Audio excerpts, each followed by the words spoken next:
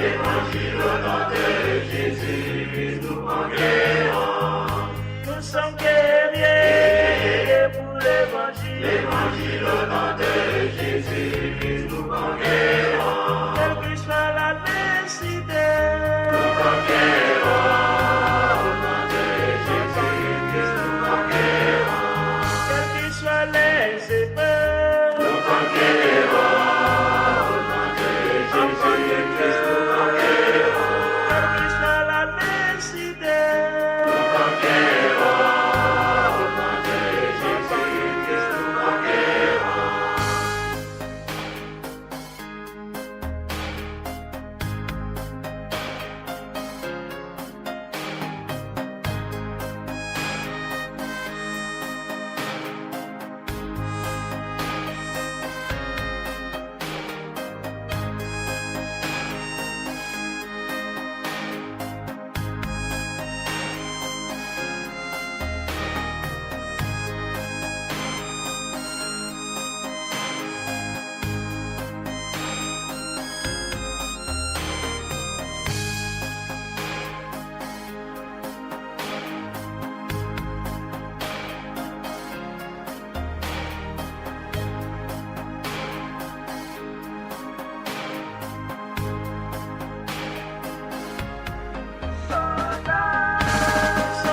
soldats pour l'évangile. Évangile au nom de Jésus, nous conquérons. Nous sommes guerriers pour l'évangile. Évangile au nom de Jésus, nous conquérons. Nous sommes vaillants pour l'évangile. Évangile au nom de Jésus, nous conquérons. Nous sommes soldats.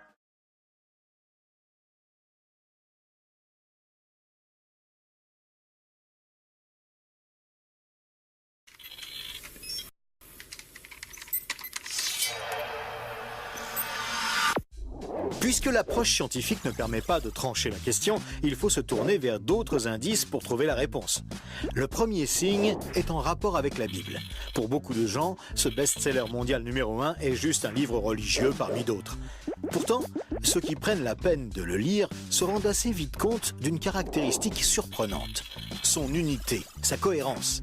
Bien que sa rédaction ait demandé 1500 ans, elle nous dévoile un propos cohérent qui s'est construit progressivement au cours des siècles et qui apparaît au final comme un édifice impeccable, majestueux, et qui dépasse totalement ceux qui l'ont construit. Des premières pages au dernier mot, elle est centrée autour d'un même sujet, la connaissance de Dieu, le Messie et le plan du salut divin pour l'humanité. Pour celui qui ne connaît rien à la Bible, cette affirmation peut paraître un peu fumeuse. Pour lui, c'est juste des mots, des concepts abstraits, de la spiritualité, sans rapport avec le monde réel. Mais pour celui qui la lit et cherche un peu, l'évidence devient de plus en plus écrasante que quelqu'un, derrière ce livre, au travers de centaines d'épisodes, de miracles, de prophéties et d'événements surnaturels, quelqu'un a construit un message qui nous est adressé. Par exemple, Moïse expose clairement la base de la relation avec Dieu et annonce la venue du Messie. 5 siècles plus tard, David, parmi d'autres, prophétise les détails de la crucifixion tout en engendrant les ancêtres de Jésus. 300 ans plus tard, c'est l'œuvre monumentale d'Ésaïe qui complète de façon saisissante le portrait du Messie, annonce son sacrifice, sa résurrection et la future restauration mondiale. Et c'est comme cela tout au long des 66 livres de la Bible, avec des centaines de détails et révélations surnaturelles. Et cela pose une vraie question. Comment cette quarantaine d'auteurs tellement différents, Moïse, David, Salomon, Ésaïe, Daniel ou Jésus, qui a accompli des dizaines de prophéties par le seul fait d'exister, comment peuvent-ils parler d'une seule voix et aborder chacun une facette du même message ? Sans se connaître, ils se confirment mutuellement et construisent le même tableau, un seul tableau immense et qui les dépasse totalement. C'est complètement incompréhensible et impossible à réaliser.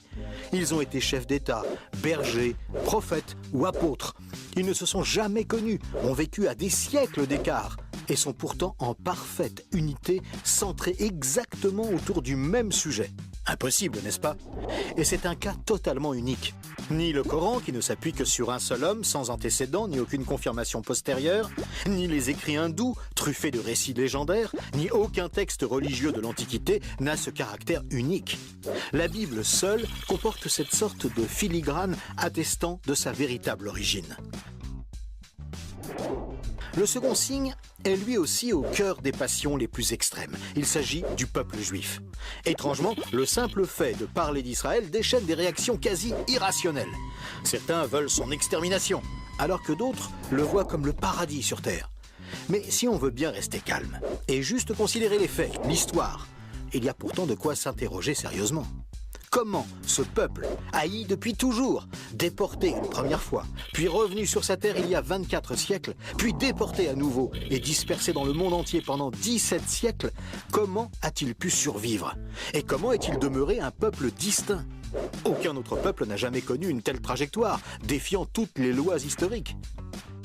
Comment a-t-il pu reformer un État et même se remettre à parler son ancienne langue? Ça n'est jamais arrivé à aucun autre peuple. Il y a 25 siècles, le prophète Ésaïe posait une question étrange.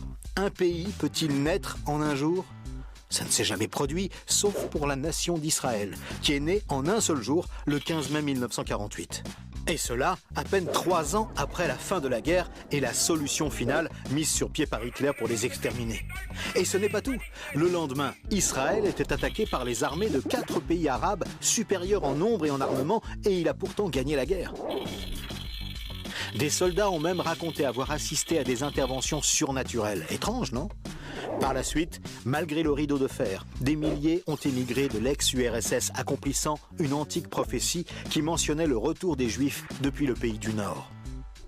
Si on considère sa contribution à la science, les Juifs ont remporté 20% des prix Nobel, alors qu'ils ne sont que 0,2% de la population mondiale. Comment est-ce possible? 150 ans avant, ce n'était qu'un pays désolé, entièrement livré à la mauvaise herbe. Et aujourd'hui, on en parle comme d'un miracle d'agriculture. Ésaïe avait prédit que même le désert refleurirait. Et on trouve aujourd'hui des cultures jusque dans le Negev. Interrogé par le roi de Prusse, Frédéric II, qui lui demandait une preuve de l'existence de Dieu, son chapelain lui avait répondu « Les Juifs, sire, les Juifs ». Et d'où vient la première religion mondiale?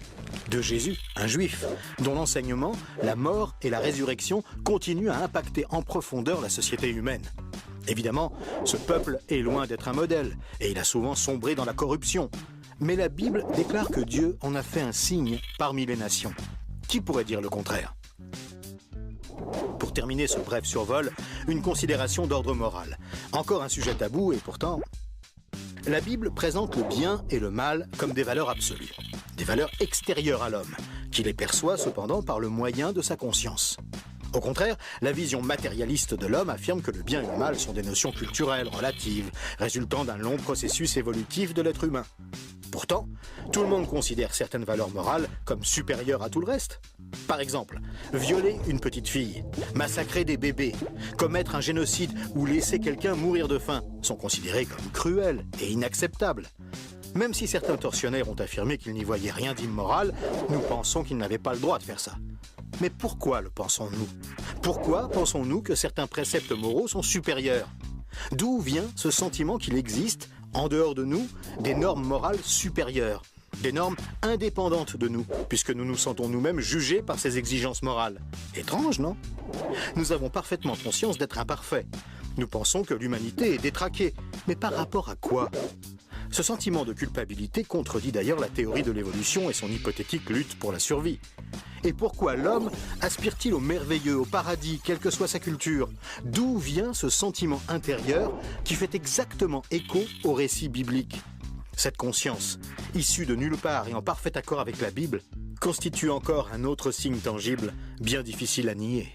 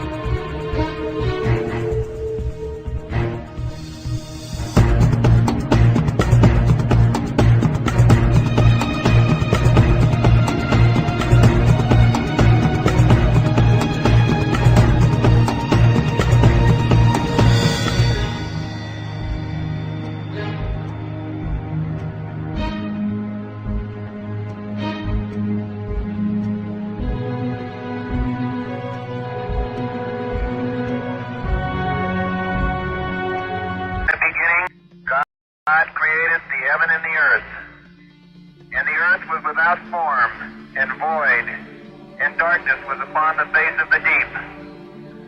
And God said, "Let there be light." And there was light. And God saw the light, and it was good.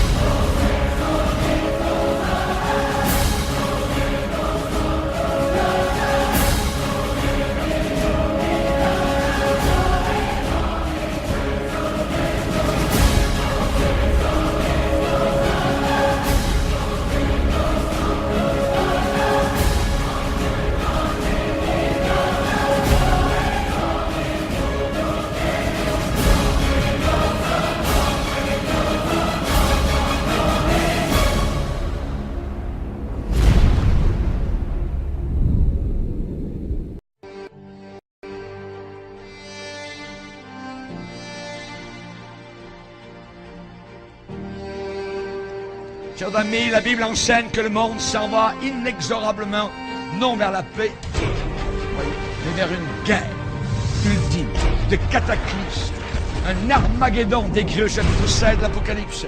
Et avant d'arriver au paroxysme, cet holocauste, les choses iront en se détériorant, les choses vont aller de mal en pire, le monde s'enfoncera toujours de plus en plus dans le chaos, la confusion et le péché. Plus on approchera de la fin, les guerres vont augmenter. Le taux de criminalité va monter en flèche.